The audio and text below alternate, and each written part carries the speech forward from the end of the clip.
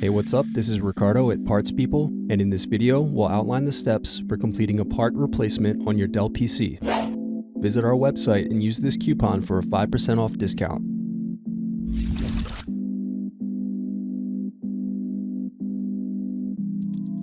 First, unscrew and slide out DVD optical drive. Then unscrew and remove bottom base.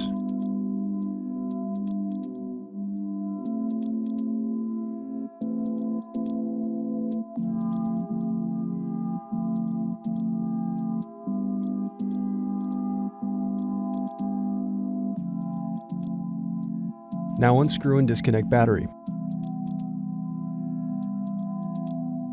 Now unscrew and remove M.2 SSD. Thanks for watching. Don't forget to like and subscribe if you enjoyed this video. And if you need more, check out this playlist to watch other tutorials for your laptop. You can also click here to find parts for your laptop at partspeople.com.